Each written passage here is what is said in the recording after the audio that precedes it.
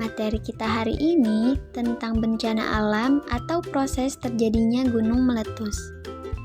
Indonesia merupakan negara yang berada pada jalur pertemuan lempeng dunia, sehingga banyak terdapat rangkaian gunung Merapi.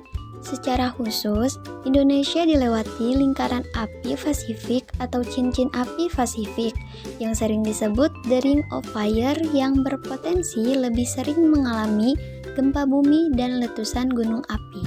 Tapi, tahukah kalian apa itu Gunung Merapi? Ya, gunung adalah salah satu tonjolan yang ada di permukaan bumi.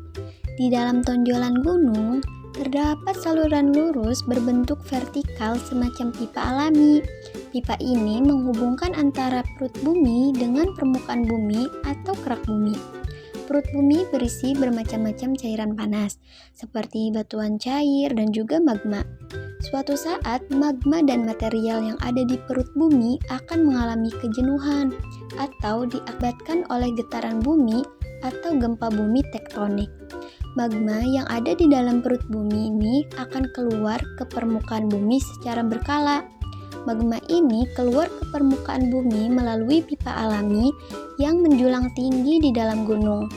Ketika magma keluar melalui pipa alami tersebut, maka inilah yang dinamakan gunung meletus, sehingga seolah-olah gunung meletus mengeluarkan berbagai material dari dalam bumi.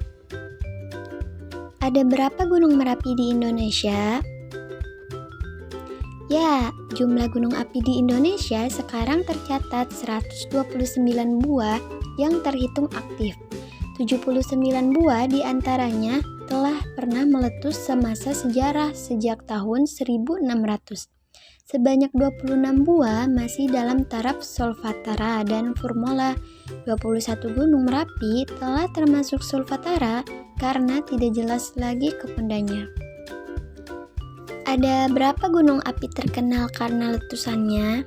Misalnya, pertama ada Krakatau yang letusannya berdampak secara global pada tahun 1883. Kedua, ada letusan supervulkan Gunung Toba yang diperkirakan terjadi 74.000 tahun yang menyebabkan terjadinya musim dingin vulkan selama 6 tahun. Dan yang ketiga, ada Gunung Tambora dengan letusan gunung paling hebat yang pernah tercatat dalam sejarah pada tahun 1815. Terkait dengan dampak negatif dan positif dari gunung meletus, para ahli telah mengidentifikasi beberapa aspek yang perlu diperhatikan. Berikut adalah beberapa dampak yang diketahui.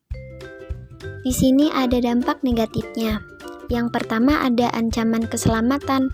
Letusan gunung berapi dapat menyebabkan hilangnya nyawa manusia dan hewan. Letusan yang parah bisa menghancurkan permukiman dan infrastruktur di sekitarnya. Lalu ada kerusakan lingkungan. Material vulkanik yang terlempar ke udara dan tumpukan lava panas dapat merusak ekosistem alami. Tanah pertanian dapat tertutup abu vulkanik yang mengganggu pertumbuhan tanaman. Berikutnya ada bahaya lahar. Gunung berapi yang meletus dapat menciptakan aliran lahar, yaitu banjir lumpur panas yang terdiri dari material vulkanik dan air hujan. Lahar dapat menghancurkan permukiman, jembatan, dan sungai, serta mengancam kehidupan manusia. Dan yang terakhir ada pencemaran udara. Letusan gunung berapi mengeluarkan asap, gas beracun, dan partikel-partikel yang dapat mencemari udara. Ini dapat berdampak negatif pada kualitas udara dan kesehatan manusia. Selain ada dampak negatifnya, di sini juga ada dampak positifnya. Yang pertama ada kesuburan tanah. Abu vulkanik yang terlempar selama letusan mengandung nutrisi yang sangat baik untuk tanah. Setelah letusan, tanah di sekitar gunung berapi menjadi sangat subur dan cocok untuk pertanian. Selanjutnya ada pariwisata.